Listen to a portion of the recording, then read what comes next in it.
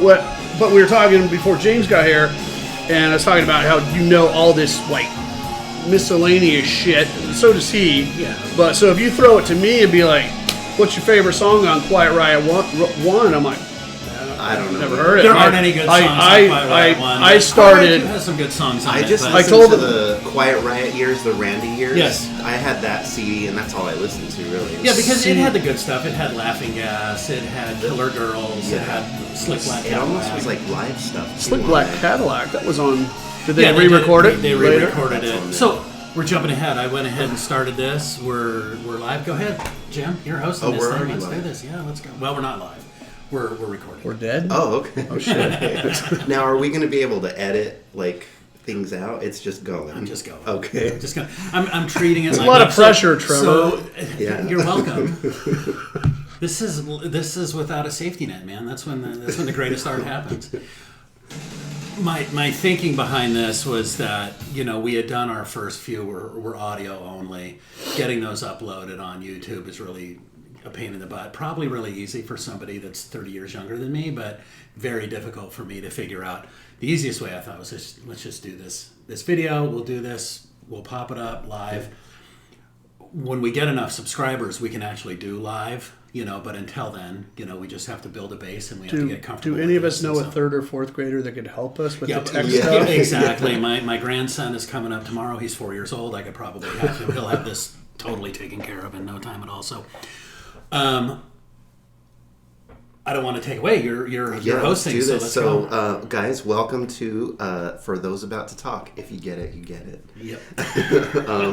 The podcast where we take you on a deep dive into the world of music. From the thunder of rock, the complexity of prog, the raw power of metal. We explore the stories, sounds, and legacies that make this music unforgettable.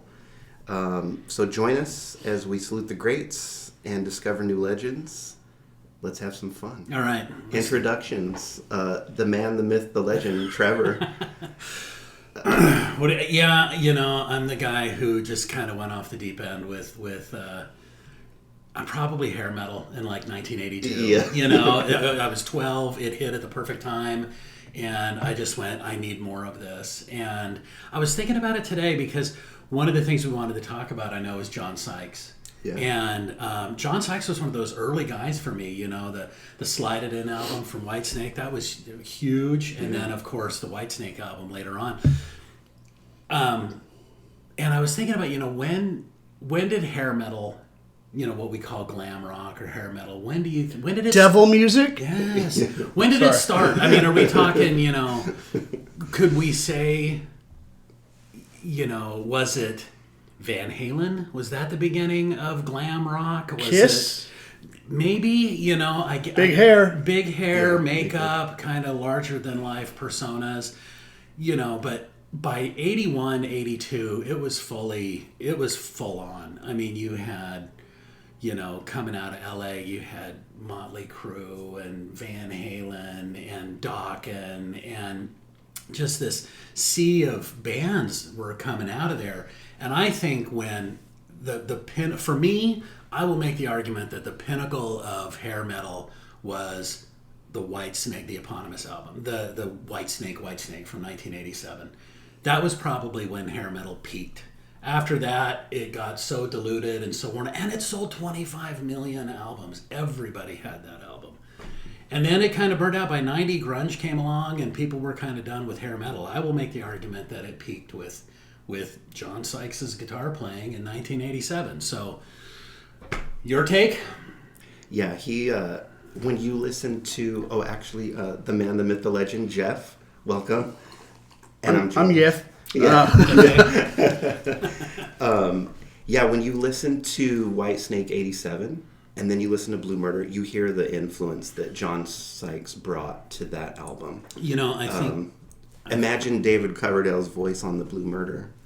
It's like the songs, the guitar. And also, if we remember not to take away from its own thing. The early days of the glam metal videos are pretty cheesy with Rat having Milton Berle in their Round and Round video because his nephew was their manager or producer or whatever it was. And the videos they're kind of funny. They kind of suck. Well, when you get to Whitesnake, the production value on those videos, like "Still of the Night" and "Is This Love," it was pretty big. Next level. You know, and you throw Tawny see Katane half naked on top of it. I didn't even notice she was in there. I didn't even notice she was in there. No, really? Huh, wow. Yeah, I'll have to look back at that. Yeah, let's do a little deep research on that. You know, it's interesting to me when you look at Sykes' music, and you can go back to. Now, I didn't hear about it until later on. I heard about it in actually an interview with Lars Ulrich from Metallica. They were saying, you know, who are some of your early influences? And he was talking about all these new wave of British heavy metal bands, Priest and Diamond Head, and then he throws out Tigers of Pantang, and I'm like, what, huh?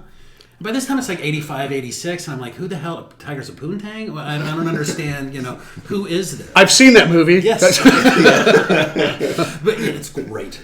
Part 2 is even better. But so I discovered them way after the fact, and let me see if I can pop up something. But his I didn't cue it up, I'm sorry. For the record, when you gave me this our study cheat sheet and I saw Tigers of Pantang on there, I also had that look that you just had a minute ago, like, wait, what? Yeah, no. And I thought I was pretty caught up on this because that was my thing, and I would look for obscure bands to try to find something new, you know, because I buy a new cassette and then play the shit out of it and have to move on to something else, but I never heard of them.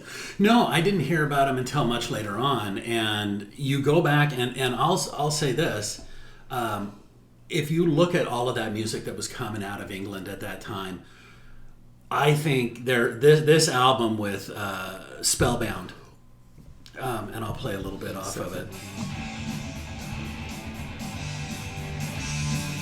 Oh, is this Hellbound off Spellbound? This is Gangland from Tigers of Pantang.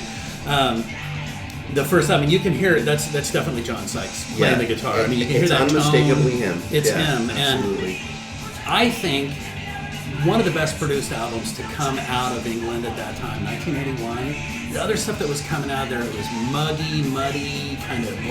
They didn't know how to get that sound, how to properly record it. I think this was extremely well. I actually noticed that yesterday. This my first introduction to this group was yesterday. There you go. Listening and thinking I better frickin' study before I have to sit in front of you two.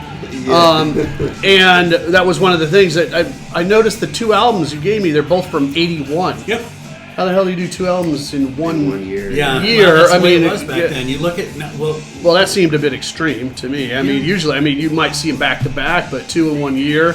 And it didn't sound like from '81. It sounded a lot cleaner. And so I figured it was like remastered or something. But it's really good. It's a really good album. It's one of those ones that you're like, how did this? But it just wasn't.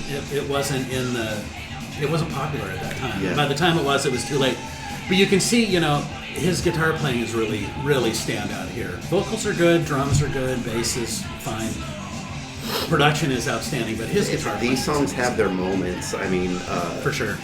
Not every song is like mind-blowing. No.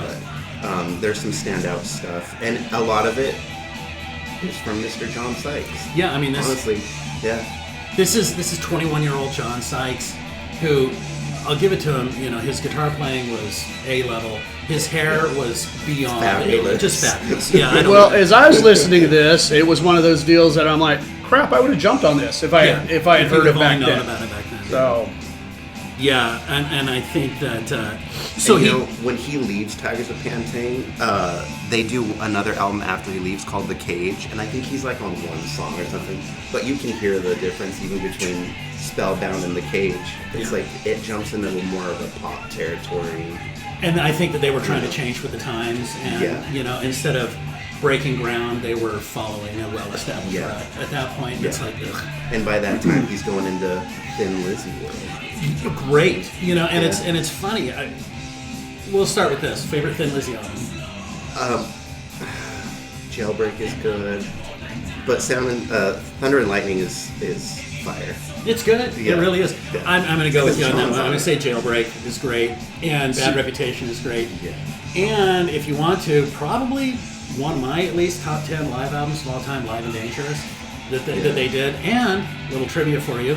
First vinyl appearance of Huey Lewis is on on Thin Lizzy's Live and Dangerous. He plays harmonica on it. He's called Bluesy Huey on that album. Wow. And that's his name on the album. He was in a band that opened for Thin Lizzy. Phil fell in love with them and was like, come on up here and play the intro on this song for us. And so, A friend of mine saw Huey Lewis in Jacksonville. He was there to play a concert. And he was at like the Back Porch Barbecue having lunch. Kind of gave him the head nod like, hey man, how's it going? Good. I won't say anything. nice. Seems like a down-to-earth guy. But yeah, so then John is asked to join Thin Lizzy on their last album. My favorite cut on this album is Cold Sweat. I think it's great. Yeah. This is a great song. There's a great video of this that you can find online live on YouTube. I highly recommend you look it up. So John at this point is 22, 23 years old. Phil Lynott is really kind of heading downhill fast. You can tell his heroin addiction is kicking in. He's up on stage. He's just got the sweats, and he looks pretty miserable, and he's just doing everything he can to hold it together. But still sounds like Phil Lynott. Still sounds great. But John just rules that stage. He's all over the place and just playing. Sounding good, looking good. Oh my God. So great. Hello, ladies. Yes, no, for sure.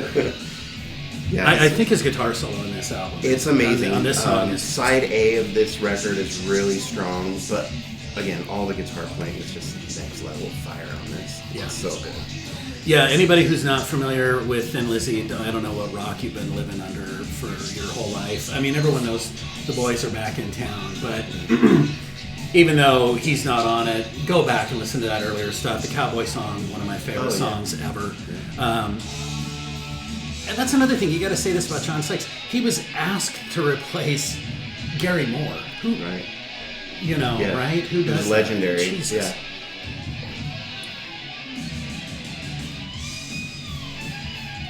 And you know, John Sykes had this thing where you hear it in the Tiger stuff, you hear it in the Lizzy stuff, and even in the Whitesnake stuff, but it sounds like he would do a guitar solo piece and then do another guitar solo piece, and they always like mix them a little different, and they just go in and out of each other, so it's almost like he's dueling with himself. Very cool observation. I'll have to re-listen to it that way. Yeah, you hear it on everything he's on.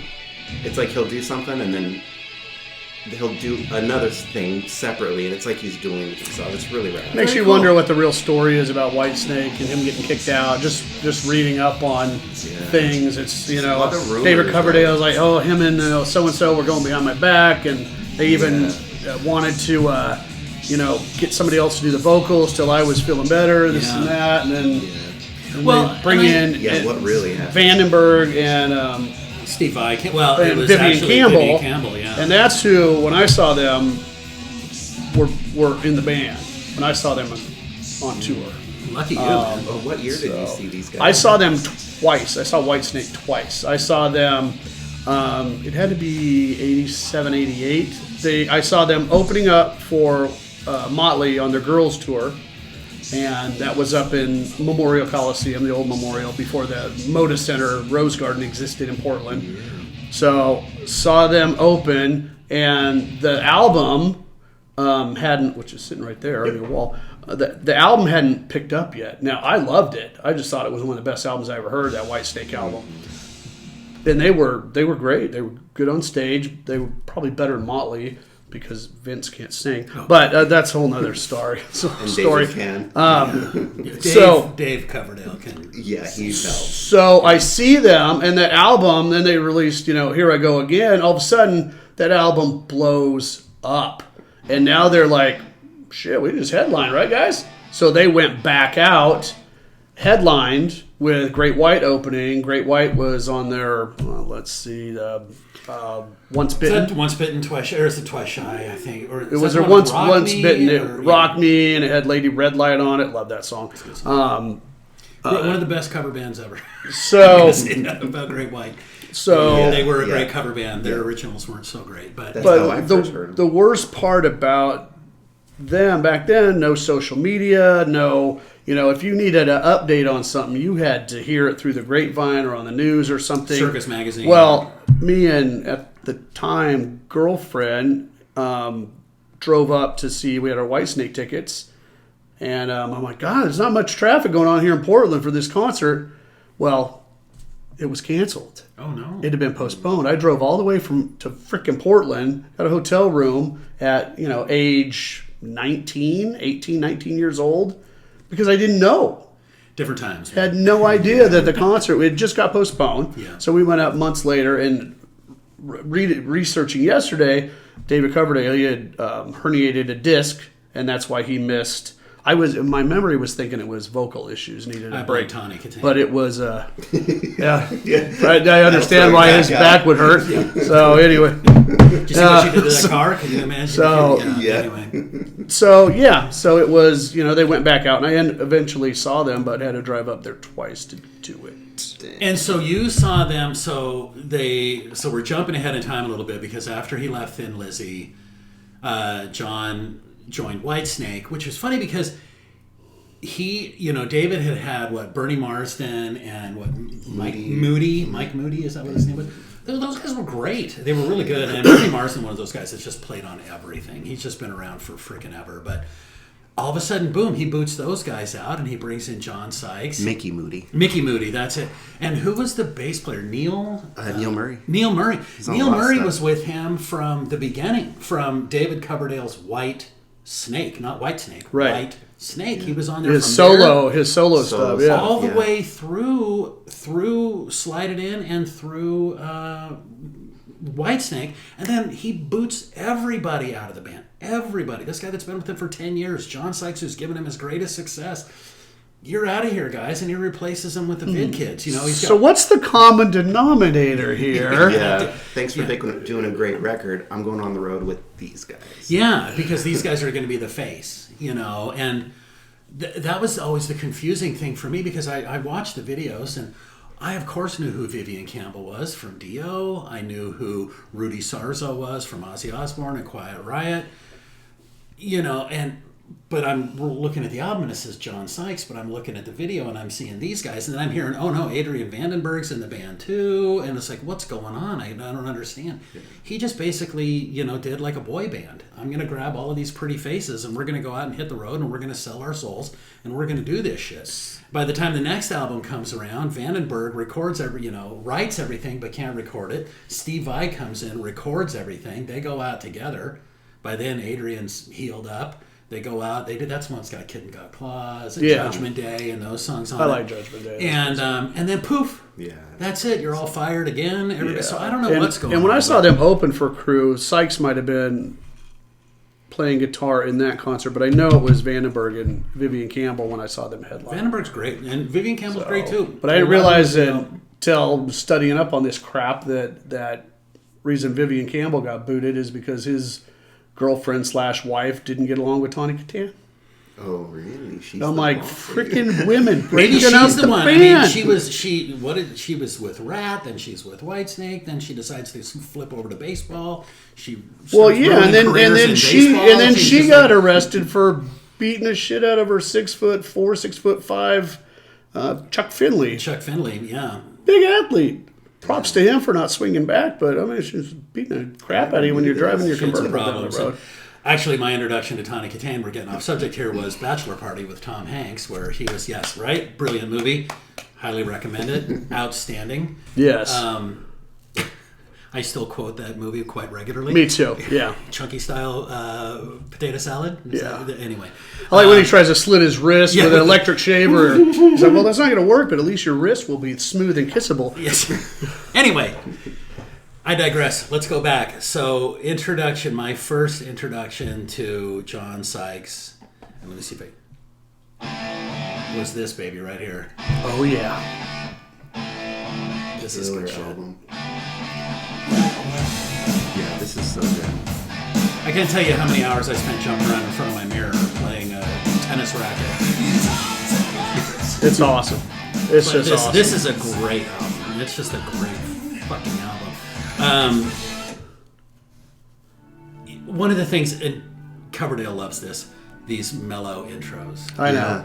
I hate them. Yeah. See, I want the slide it in. I just want it right in your face. Like, here we go. But still. No, Squirrel, but we were talking about Badlands, in the past, and their winter song, I think that's what it's called. It has a real big, long, slow intro, but then it just kicks you in the face. I love it. I love that shit. Some of it can, if it's done right, it can be done. It's great. But I mean, he loves these the real ambient, open, yes, these.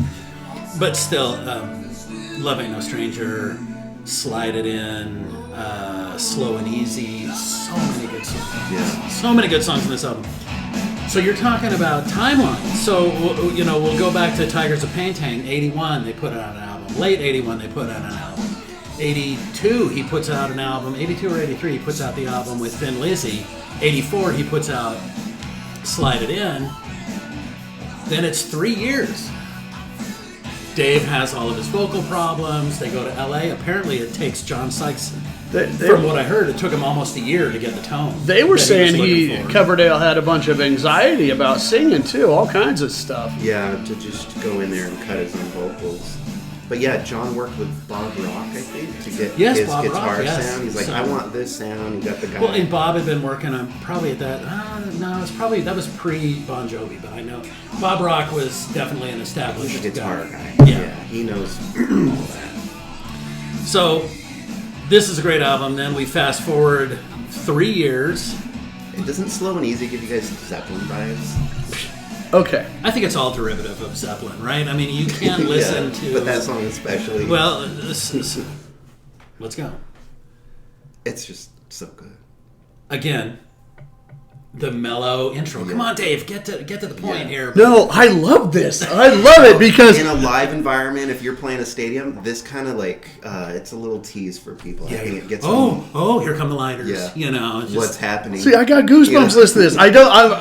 I'm gonna cheat, but because Slow and Easy is my song of the week. That was my song of the week, so I skipped to the end. You guys can do yours later. Yeah. This is my favorite Whitesnake song, and I was going through this, and I'm like, I just love it. Yeah. And the cool thing is, if you take somebody to a concert that's never heard this shit before, and they're like, God, what is this? When I took my wife to see Tesla, Squirrel, we go, and she had never really listened to them before. By the time we're done, she loves them, and they play Things Are Getting Better, which starts out really slow. Yeah. And all of a sudden it just kicks you in, and everybody's up, and she's just like, what is this magic? I'm like, exactly. This is Tesla, baby. No, I get it. I get it. No, they're great.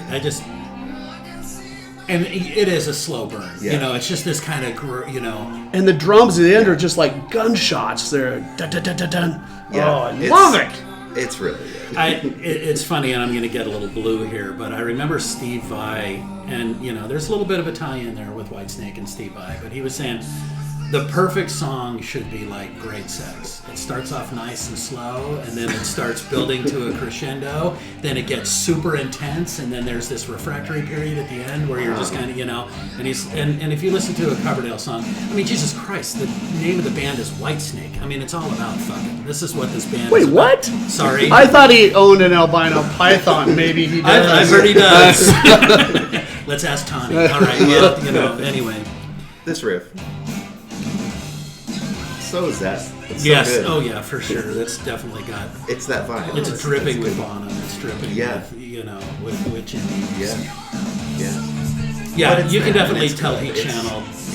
I saw a video of him. I think it was in the last couple of years. Is Steve Vai still with him? No. Okay. He's just basically doing this. It was just for the Slide It In recording. Right. I knew that, but man, who was it? It was one of the guys he's been with, because I recognize the guitarist's name. It's from a few years ago, and they're playing Still of the Night at, who knows, maybe a fairground, for Christ's sake. But David's singing the lyrics, but when it's like just a little bit, and then he's asking the crowd to sing along, and I'm like, can you not sing anymore? Because he's still wearing leather pants. In all fairness, he's in his 70s, If No, he I can't get hit it. those notes, props to him, but some of these are hard to hit, you got to admit it. So then there's a long delay, and then... Oh, forget about it. probably a top 20 guitar solo of all time for me. This is one of the greatest guitar solos of all time. It truly is. You can listen to it over and over again. It takes you kind of out of this dimension. It's so good. And it's nice. Are you guys familiar with the original recording? Because it came out just a few years earlier on Saints and Sinners. And I'll pop it up. Here I Go Again was he redid it, and he didn't want to do it. The producer's like, no. Am I the only one though that when they released Here I Go Again on the radio, and they took the guitar out and went on the big build up and put the keyboards in? Yes.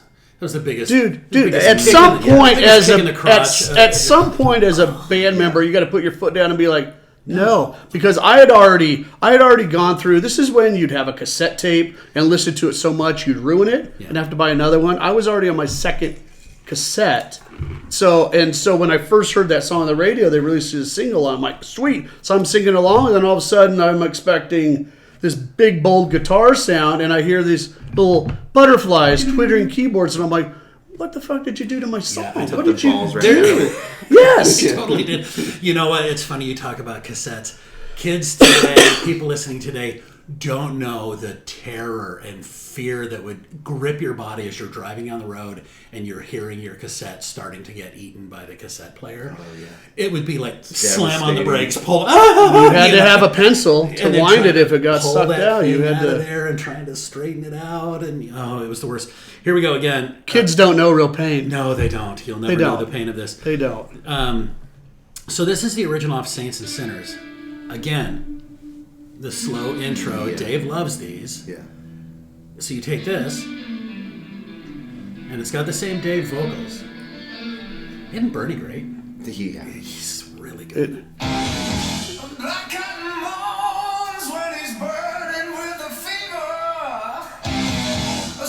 So that...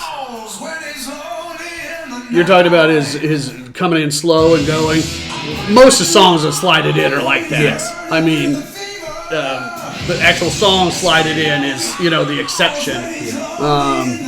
Even Spit It Out kind of just starts a little bit, but like Stand in the Shadows and all those, Dave just but you listen to the songs. I dig it. This build up kind of. I like it. Bluesy thing, yeah.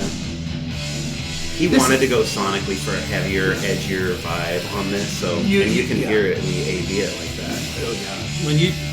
Yeah. So, but the old version's great. No, it is. It's more. It's a little open. It's good until we get to. But yeah. Oh, those pitched harmonics. Yeah, they're so evil. Yeah. And this is getting a build up. It's just more intense. And then he kicks in with this solo. And we're getting there, trust me, folks. It's pretty intense. It's beautiful. Now, who's the guitarist on this album?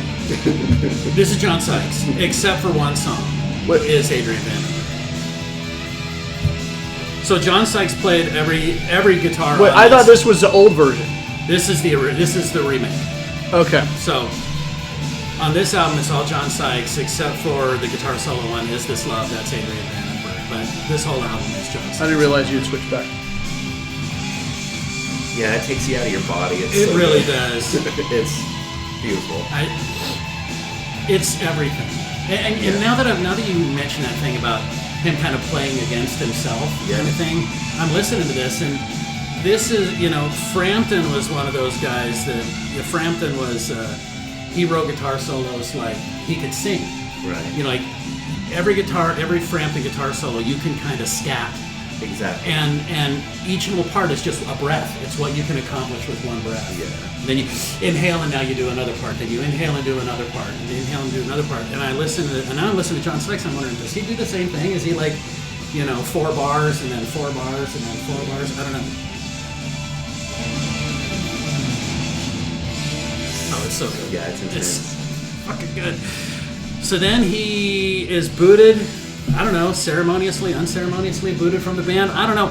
I feel bad for him. I'm sure it was ugly. But at the same time, he got writing credit on every song on this album, and it sold 25 million albums. So I don't think John was hurting for money. Right. I really can't imagine he was, unless his drug addiction just got ridiculous. And I'd never heard that it did, so I'll assume that he was doing financially just fine. Thank you very much. But then, a great body of work. Then he leaves. He does Blue Murder and Jelly Roll. Now, I think this was what year was this? 89. 89? This is around the time everybody was doing this. The Dobro intro, talk about Tesla. They did it. Tesla did that. Bust a Nut had stuff like this. So did Psychotic Supper. So did, what was their second album? The Great Radio Controversy. It had some Dobro on it. And we can get Heaven's into Trail. Frank Oh, that's good shit. Oh, God, yeah. That's another slow intro. Yeah. Well, Heaven's Trail starts with a dobro on the beginning of it and does this, but yeah. So he does this, does the 2 Blue Murder albums. Question. He sings. So I was in, what is this, 87. I'm watching Fraggle Rock and trying to get my math grades up. Did you guys know that Whitesnake, that John left and was working on this?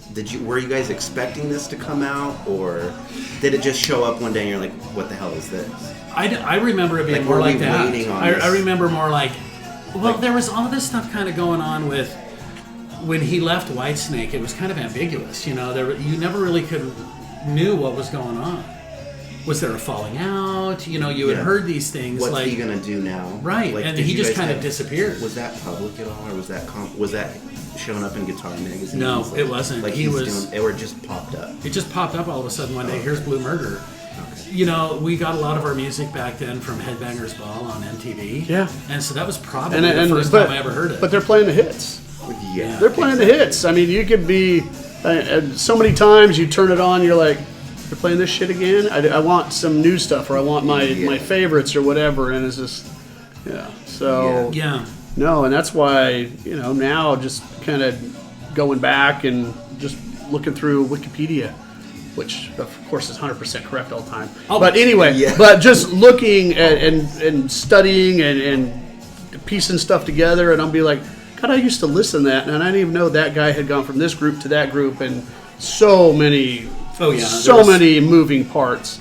So many moving parts. It really is. It would be interesting to do, like, that scene in that movie, Beautiful Mind, where the wife walks into the shed and sees, like these string yarn all over the place and all these things, and that's kind of like, heavy metal connections. It was like, he was in this band, then he was with this band, but the bass player from that band went over to play with this guy, but then the drummer from that band went over here to do this, and then he did this album, this album, this album. You look at somebody like Ainsley Dunbar, who was on some of those Whitesnakes. He's on everything. He was on Journeys.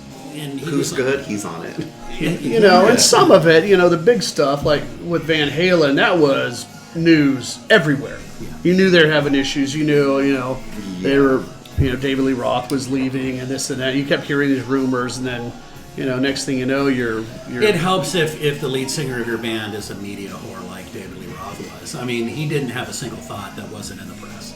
He must have had, and I thought, as a teenager, when he did the album with California Girls, a little EP, and Just a Gigolo, it was fun. It was funny. The videos were funny. Yeah. I thought he was just fucking around, having a good time, and I'm like, cool.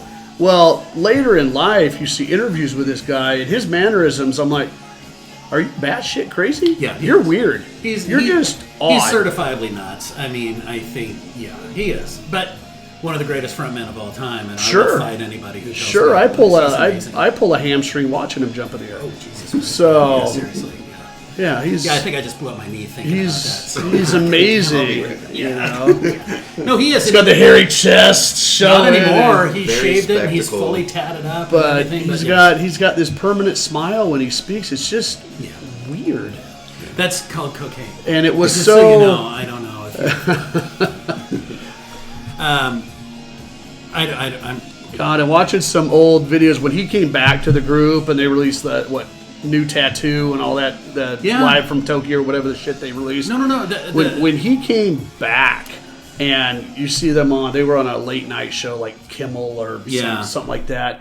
You could just tell they still hated each other, and he was being so weird, and it was a money grab. It was and money grab, good for them. It was the fine. other three guys are looking at each other like, I can't believe we brought this jackass back in this group. It was terrible. Yeah. Most normal ones out of the group are Michael Anthony and freaking Sammy Hagar. Yeah. They're cool. They can do this shit. They can just sit there and Alex's bullshit. book. I gave you Alex's book. I've got it. Yeah, I'll get through it. And I read it, and we're squirrel again. Here we go. I always thought Alex Van Halen was very kind of standoffish. He didn't do very many interviews. He didn't do a whole lot of media stuff, and usually when he did, he would just kind of sit next to Eddie and be like, yeah, and Eddie would do all the talking, and he'd be like, So he wasn't really very demonstrative, and he wasn't very vocal. He was a madman behind the skins. He's just all over the place. I mean, his double bass shuffle that he does on it's just great stuff. Sound, just amazing. Just great. I love him on Hopper His fills is amazing, and it turns out great sense of humor, very intelligent guy, good storyteller, just loyally devoted to his brother. Yeah. So you can see that. I mean, Eddie was the leader of the band. The band had his fucking name on it, but David Lee Roth thought that he was. So you can see how those two butted heads. Michael Anthony is actually a really good bass player, but was never allowed to be a good bass player in Van Halen, because Eddie said, play this. Yeah. But man, you could hear his high-pitched background That vocals was his through every Van signature. Halen song. It's great. I was actually watching a little bit of Live Without a Net last night on YouTube. Yeah. And it's fun. I know I slag on Van Hagar a lot, now because... But at the time, it was amazing. When that stuff came out, it was really, really good, And I love it both. I thought they went to the keyboard love songs. I'm like, okay, I've heard enough. Yeah. But the rockers, they're good. They're good. I love Sammy before. Yeah. It and was if you're good. there to hear Eddie, 5150 balance, his playing is amazing on those records. Yes. Yeah. Even if you're just going to his stuff, his parts. They're so good. That's the good thing about having, downloaded or music or even CDs. Click next song. You don't have to fast forward that tape and think about. We've talked about this a lot, like because we're definitely from an era where we couldn't afford all the music that we wanted to listen to. We had to be very selective about what we got, and then we would, if we had a friend who had it, then we would beg them to make us a copy, and you always carried around a blank cassette just in case, you were at a friend's house and you were like, make me a copy of this, please. And that was most of my music collection was a bunch of blank cassettes. And the sound quality of recording some shit off the radio as you put the tape recorder next to the radio already staticky, you might as well put your head in the blender. Yeah. But still listen to it. It was still good. Because that was the only way you could hear it. And there was I lived... went to high school. I told you on Indian reservation for 3 years, and that's when I got into this kind of music. And like one night a week on the local rock station, from like 10:30 to 11, they had new metal music, new stuff, and I would sit there and listen. That's how I heard of new stuff. Or I get a Hit Parader magazine and read, some upcoming groups. That's how I discovered Guns N' Roses before anybody on the rest of the planet discovered them. Not true, but I knew them pretty early. Yeah, that was it. You kids have it way too easy these days. You do have it too easy. You can listen to anything you want, anytime. And you don't appreciate a damn thing. No, you don't. These kids. All right, I'm gonna go outside and yell at the clouds for a little bit. So, John Sykes left us December of last year. He'll be missed. He left us a great legacy. Yeah. And first Blue Murder song you guys heard that caught your eyes. It was Jelly Roll, because that was the one that was single. That was the single that got played. Didn't like it enough to go out and buy the cassette at the time. Mm-hmm. So I didn't own it. It would just, if it was on the radio, I heard it, kind of thing. So going back, planning for this, I've been listening to all of it and love it. I don't know why he's not name checked more often as one of the great guitarists from that era. He has a style. You recognize it when he's playing. It's unmistakable. So good. So the other one that we wanted to talk about, that I wanted to talk about, and I don't know if you guys want to go there. Totally. You're hosting. Let's do it. So are we jumping into whatever it is? I vote no, just to be different. Yeah. Thanks, I appreciate that. You're What welcome. if it's Randy Rhoads? Oh, what? Hey, that would be great. That's who I had actually talked about. Randy was one of the ones for me that just. That's where I was like, I want to become a guitar player. Yeah. He's on the Mount Rushmore, I think. He has to be. Yeah. I mean, I think Such a small sample size, but yeah, he's. Yeah, but the influence that it had was just absolutely phenomenal. I mean, there are 10,000 guitar players out there now that make a living playing the guitar because of Randy Rhoads. Yeah. You know, he just kind of he was the first one, I think, to really predominantly bring out that neoclassical sound. You know, he's playing a classical guitar. He's doing these crazy scales all over the place. And for somebody like me, I of course I had heard Black Sabbath. You can't have heard Black Sabbath. You can't. Yeah. So I knew who Ozzy was. I remember, going to the Kmart, because I lived in a tiny little town in southern Colorado. There was a Kmart in the town next to us, so we had to drive 17 miles to go to the Kmart. Our Kmart was Winco. Is that right? That used to be a Kmart? That is correct. Kmart. That's crazy. Blue Line Special, damn it. Yeah, so we would go there, and they had a record section, and you would flip through the records. And my first introduction to Ozzy was the Speak of the Devil album. Because it's got him on the front, and he's like spitting up blood or something, and it terrified me at 12, 13, whatever it was. But then later on, I'm riding the bus to school one day, and this guy's like, "Hey man, do you like Ozzy?" And I was like, Ozzy and Harriet? Who the hell are you talking about? I don't know. Ozzy Smith, great shortstop for the Cardinals. Great, the Wiz, That's right, the Wizard. And he's like, Ozzy Osbourne, man, do you like him? And I was like, I don't know. And he's like, he's the lead singer from Black Sabbath. And I went, oh, Iron Man. Okay, fine. And he's like, listen to this. And he pops this on. And this is my intro to Randy Rhoads. Okay. Was Diary of a Madman. And I had never heard anything like this. That's a big step, right? I'd never heard anything like this in my life. Yeah. And I'm riding the bus, and I'm holding these orange foam. So you didn't even go from the Carpenters to Queen to this. Right. You just dove right in. Oh, well. This is amazing.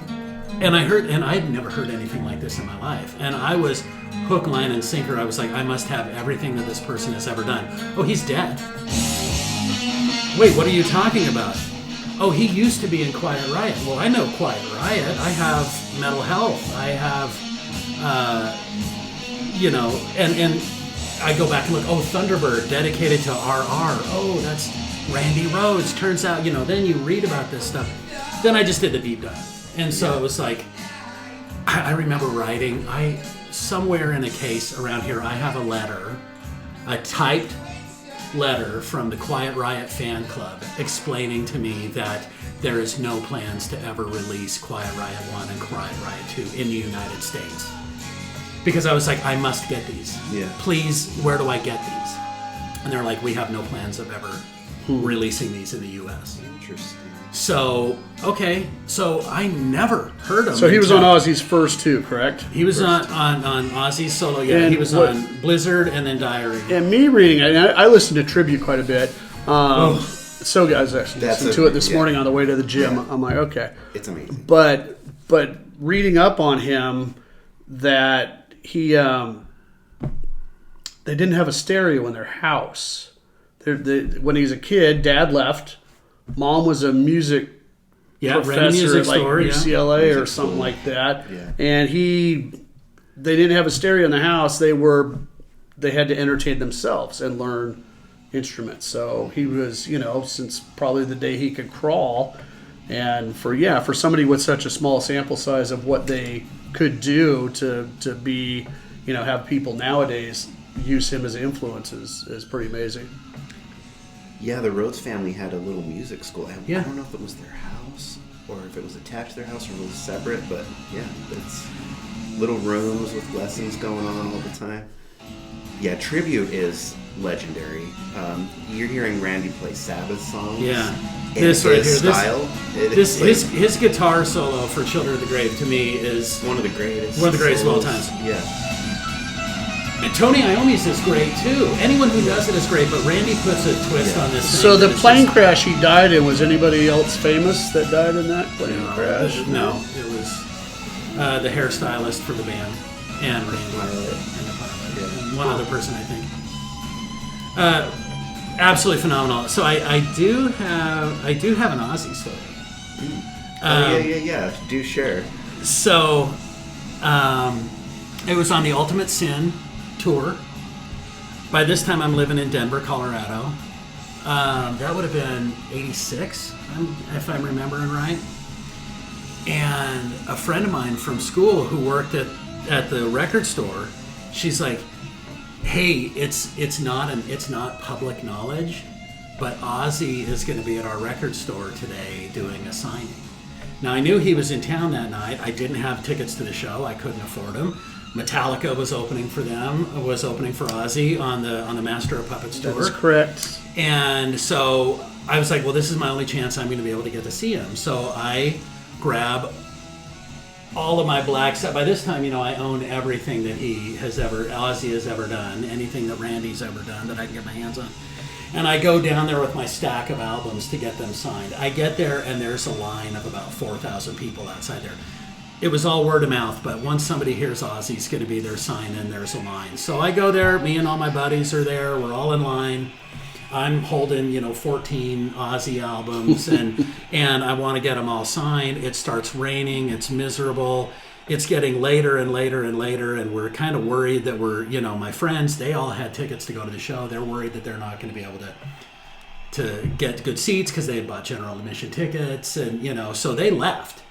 And then they leave me all of their albums. Get ours signed too. So now I'm holding like 40 records, And I finally make it inside the store. I'm trying to keep them all dry because it's raining outside. I go inside there. I can see him. There he is. He's there. And as I'm getting closer, somebody comes up to me and says, Mr. Osborne is only signing one album per customer. So I whip out, I don't have it up here. I whip out Diary of a Madman because for me, that's my favorite Ozzy album with Randy, for sure. And I finally go up there, I meet him. I get to see Sharon. At that time, Sharon was much heavier. She was very, very rotund. And she was back there wearing this kind of white suit. And he's sitting there and he's just kind of slumped over the table. And as I'm getting closer, they're like, do not touch Mr. Osborne. Do not talk to Mr. Osborne.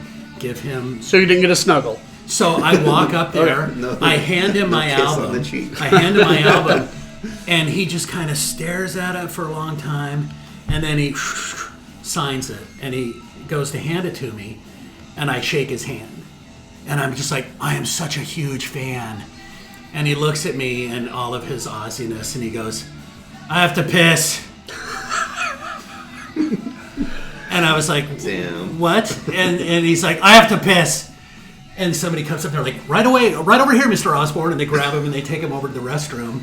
And then I assumed he would have just pissed his pants. I'm happy he didn't, But that was it. I got to shake his hand. He got to tell me that he had to pee. He had his Forrest Gump moment. And I got his autograph. Yeah, but what a great story if it went farther and you said Ozzy pissed on me today. And then I can maybe I'll edit this. Then he whipped it out and it was just it was neat. And he's not very tall. He's not a very tall guy, I expected, larger than life. This is a guy who eats bats for breakfast. Yeah. And, picks up guitar players and tosses them around like they're, toys. Not that big of a guy. But then again, Randy was 5'2", maybe, tops, so.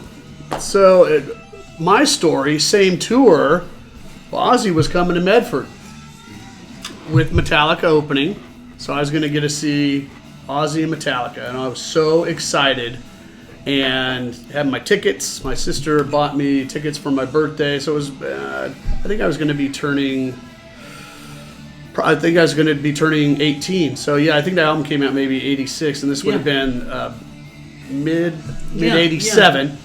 And this is back the time where he worshipped the devil, or everybody thought, and there was there were protesters out in front of PMRC, Tipper Gore, all these people just wanted to shut down And at the last minute, they canceled because of Ozzy's throat. Well, as far as I know, he didn't miss the next damn show. He succumbed to the pressure and didn't play Medford. And, so I didn't get to see it. I would have rather got pissed on by Ozzy than have to... Let me ask you. I think we established earlier with John Sykes' favorite solo of his is "Crying in the Rain." Yeah. What about yours? I mean, for me, it's "Crying in the Rain" too. So you're wrong. It's two. There's one killer solos on like They're the all Blue good. Murder, but that one it gets you. It gets me. Yours? Seriously though, Jeff. What?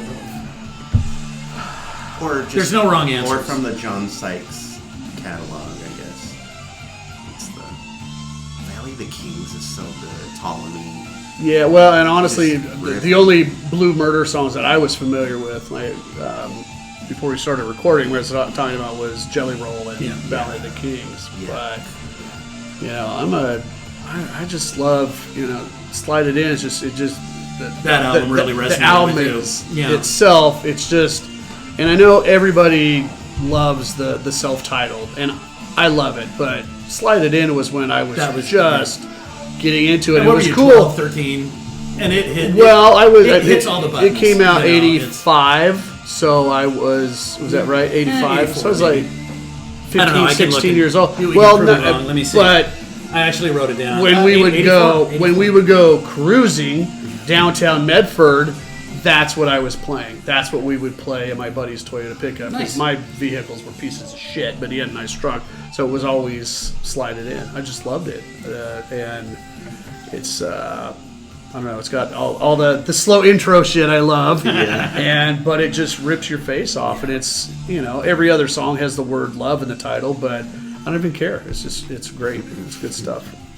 How about Randy? Any favorite Randy From solos? Randy World, there's a lot of standout. Revelation Mother Earth guitar solo, amazing. Mr. Crowley though, Mr. Crowley, the And there's two of the recorded version of it. I think the outro solo for me is the better one of them.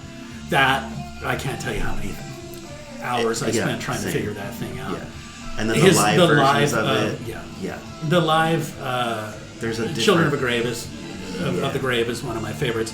The outro solo to this. Interesting thing, if you can find the 40th anniversary edition of Blizzard, they've got a lot of live stuff, which is what this song that we're listening to right now. To me, like almost sound better than the They do. record. They do. Have you heard this though? This is guitar and vocal only of Goodbye to Romance. So great. This is outstanding. Stripped down. Yes. Just I had only recently heard this, but Randy's Ozzy doubling his vocals there, but Randy's guitar playing on this is just phenomenal. Yeah. It's just phenomenal. I'm so glad they put those out. And what was he, Because- about 24 when he passed? Something like that? 24, 25, you just hear so briefly, 82. So Yeah, 82. Yeah, so let me see. Born in 56, died in 82. And like I say, I wasn't introduced to him until... So were they on 84. tour at the time, or was there maybe some stuff that they were working on for the next record? They Was the were next record Bark at the Moon? they were touring for Blizzard. Yeah, they were touring for When that Blizzard, happened. and he had expressed his. So, from what I understand, the record company said, "We want you to do a live album," and they were like, "Okay, fine." They'd been recording everything already, Right. And that's where the tribute album came from. Right. They're already doing board recordings of every show, and they're like, "Okay, fine, we're going to do it." And they were like, "No, we want this band to do a Black Sabbath greatest hits." Randy didn't want. And Randy was like, no, I hate playing these Black Sabbath songs every night. I'm not going to do an album where I'm just playing Tony's stuff. I was honestly never a fan of Black Sabbath in the first place. I don't want any part of this. Rudy's in the band, and Rudy, Sarzo, and Randy were really good friends. And apparently, they, on the bus, they were just like, "F this, let's go, let's bail." And so they said they were going to quit the band. And Sharon and Ozzy said, "You can leave the band, just let's get through the end of this tour." Then he Yeah. dies. Rudy stays in the band. They bring in Bernie Torme briefly to do a few shows. Then they send a band minus Ozzy to New York to work shed all of the songs on Speak of the Devil with Brad Gillis. Right. They get 3 days to rehearse. Ozzy never shows up. Brad at any Gillis, of them. like Night Ranger. Night Brad Ranger. Gillis. Okay. And they go out there and they record Speak of the Devil. And apparently Ozzy was so fucked up.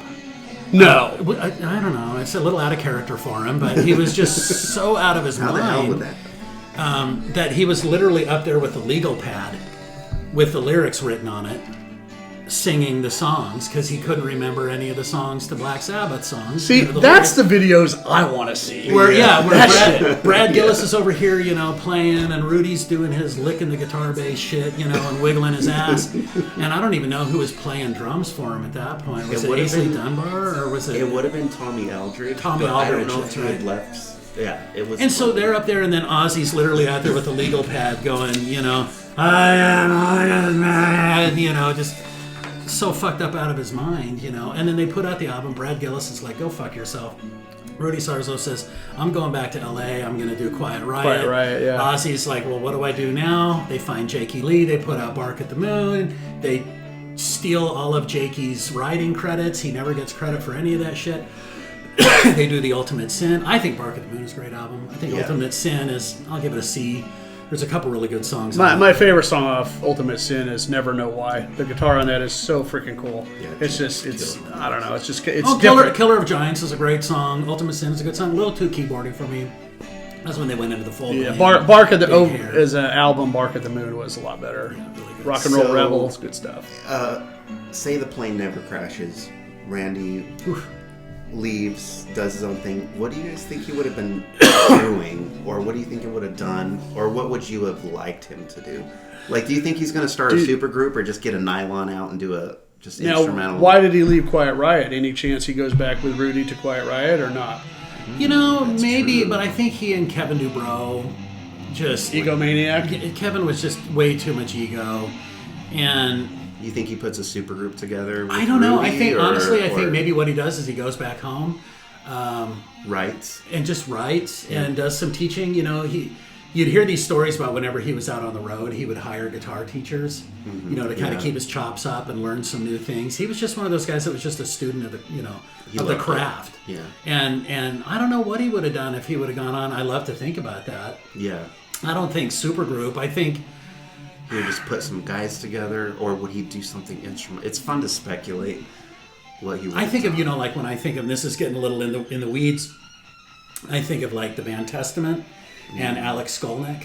Where it's like, hey, I'm doing this thing that pays the bills, but meanwhile I'm over here doing this jazz trio thing where I can Right. really kind of stretch out my skills and really advance my playing. I'm going to still go over here and melt faces, but then I'm going to go over here and with this little 3-piece, And I'm do just what I going to really do want. these. Yeah. Maybe Randy would have done that. Maybe Yeah. they would have just brought a wheelbarrow full of money in there and convinced him to stick around and do more with Ozzy.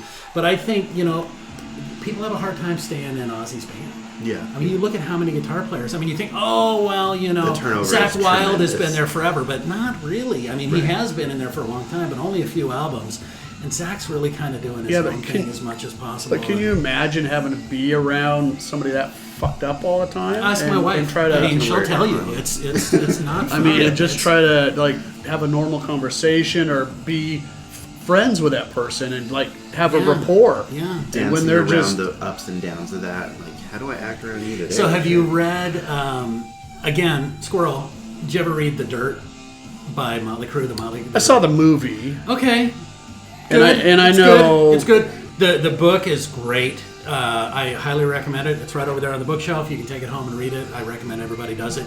But they tell some stories in there about touring with Ozzy that are just insane. Yeah. Just insane. Yeah, where when Molly Snorting ants, snorting piss. when Molly Crew is looking at you like, this guy's nuts. Yeah. And when they were all about shock value, we gotta thrash this hotel and We're gonna drink do all the every drugs. picture We're gonna screw every all picture the we have women. to We're have gonna hot chicks and a bottle of Jack Daniels. Every Hit Parader magazine I had, they had Jack Daniels in their hand, which it's not good. I don't like Jack Daniels. So It's a fine sipping whiskey, sipping bourbon from Tennessee. So yes, saw the bottom of plenty of bottles of Jack Daniels in my day. Not not a bourbon guy. So yeah, there's so little of Randy. If I'm going to recommend anybody listen to it, just listen to all three of the Ozzy albums with him on it. Yeah, get as many deep cuts that you can. Honestly, you can find Quiet Riot 1 and Quiet Riot 2, which were released in Japan only. Probably not worth it. There are a few standout songs. I'd say Laughing Gas, Killer Girls, Slick Black Cadillac. Can probably find it on YouTube. You can find it on YouTube, found some... and it's it's just, if you're doing research, it's good to listen to it and see where it was, and you can see why it was time for him to leave. Is it pretty raw? It's very raw. It's very raw. I think they recorded it with a single mic. He has these song structures that he uses, and some of them you hear repeated in some Ozzy stuff. Yeah. And then you can hear that he's got this pop sensibility, like right here, there's a little gap, and I'm going to do this, and he brings that over into the other albums too, which is really, it's cool to see how he you can. There's it's such a small amount that you can listen. You can sit down and in 3 hours you can listen to everything that he ever put on vinyl. Yeah. But you can really kind of watch his growth and progression as you do. And that's the big thing when you see that. When you go, 1977 Quiet Riot, 78 Quiet Riot 2, 1980 Blizzard of Oz, 81 Diary of a Madman, and then that's it. Yeah. And to see how much he grew in those 5 years. Oh, yeah. And then to have the live stuff recently come out, it's like, even the live stuff is better. I think he was developing really seriously. He was so young, too. Yeah. And it was a huge loss. Huge loss for music. Yeah. All right. I have seen a couple old videos of him with Quiet Riot on YouTube. Yeah, there are some. He had the little bow tie, things with the polka dots. Polka dots, and he had his little thing. If you ever want to see one of the most questionable album covers in history, you'll have to look at Quiet Riot 2 and think, what on earth was going through their mind when they shot this photo and decided to put it on the cover of the album? And I'll just leave that tease with you guys. I'm going to look it up as soon as you turn off the fucking and camera, you're going to be like, what? Because there's no way I can say anything about it without it sounding homophobic and pejorative. So I'm just going to leave it alone and just say, I'll let you make your own choice when you look at it. Be like, not a good decision. Probably one of the reasons why I didn't say it. It's probably good that the guy with no filter doesn't look it up right now. Yes. Oh, we will. We'll talk about it next time on For Those About to Talk. Yeah. All right, Jim, we're winding down. So your pick for song was my coming into today when I saw that you had slided in and we had talked and you're like, your song of the week doesn't need to be anything we talk about, but I'm probably going to stick with that theme that, hey, if we're talking about it, I'm going to try to pick something by that artist. Slow and Easy. Slow and Easy. Slow and Easy is my favorite Whitesnake song, one of my favorite rock songs ever. Yeah. To the bone, baby. Burn to the bone. I like your style. I love it.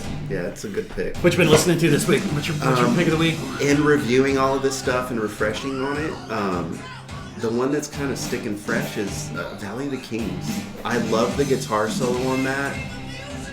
The long outro, the vocal, and it's John Sykes singing. John Sykes, I didn't realize that. Tony Franklin playing a fretless bass, which is a very unique sound on that whole record. But yeah, the ending of Valley of the Kings, and even the intro. I mean, it's been a vibe all week. Good for you, man. Yeah. I saw their promo picture for the group when I was looking at Blue Murder stuff the last couple days, and all of them got hair this big, and just a three-man band. Don't see that much. Was it Carmine? Carmine. Yeah, even him with the big hair. Yeah. It's so bad. His anyway, timing is so good on this. I think. Okay, song of the week. I've been listening to some new stuff. I'm gonna throw some stuff at you that I know. I'm pretty sure you guys haven't heard. I was down for two. I wasn't a real big fan of this band when they were hugely popular. From I think 92 to 96, they owned the airwaves, and I wasn't a big fan. But Smashing Pumpkins, I just didn't. For whatever reason, I didn't like Billy Corgan's voice. I didn't like the stuff. Now with a little more clarity, it's been 20 years. I'm listening to it, really starting to like it. Really liking it, and they have a new album out. This is good. Yeah, this is fire. This is some great shit. This is new? This is brand new. Just came out within the last year. This Smashing Pumpkins is great. Boy, his drumming is just... Yeah, Chamberlain drumming has always been next level. It's one of those things I didn't pay attention to. I go back and listen to it now, and I was like, how did I miss this? Yeah. This guy is fucking next level drummer. Yeah. And Billy knows his shit. Yeah. He knows music. And he's like a Rush fan in here. Well, they've been around a long time. They have. Yeah. I just, at the time, it just, the pasty look and the kind of weird and the whiny, I just didn't get it. Yeah. I was full on into prog at that point, and I was like, But screw if you were to you. go to a Pumpkin show today, I think you'd be front row all in. Oh. Because it's a whole different Full thing, on. Yeah. The other one I'm going to throw out there for you guys See, is, back in that time, I was listening to, I'd be listening to a little bit of Green Day, but I was listening to Alice in Chains, and Oh, we can spend some time on Alice in Chains, trust me. Jerry Cantrell has a new album that came out last year. Oh, that's right. Really good. Yeah. Really good. I love the reboot of Alice in Chains. That they so good. He's last great. Well, the 3 fact that they have albums like put out are two so guys good. singing when they Yeah. what's his ass died. Lane. Yeah, they came out with like Check My Brain and stuff. I love that song. Great. But they sound the same because they're harmonizing their vocals, so you don't have this one distinct voice that you're like, oh, I missed that guy. They got two guys going Because Jerry's always It's been just- singing those parts, Yeah. but he's still in there now. So it's this haunting. They're so different. Yeah. And whenever I play them, my wife is always like, "What the fuck are we listening to?" And I'm like, "It's Alice Chains." Yeah. You know? What are But you talking about? I've been I'm kind gonna of say, on a check your head. But the other one off that album, Your Decision. uh-huh. Somebody's going to come on here and say I'm full of shit, but I'm pretty sure that entire song is played with upstrokes on the acoustic. Listen to it. Yeah.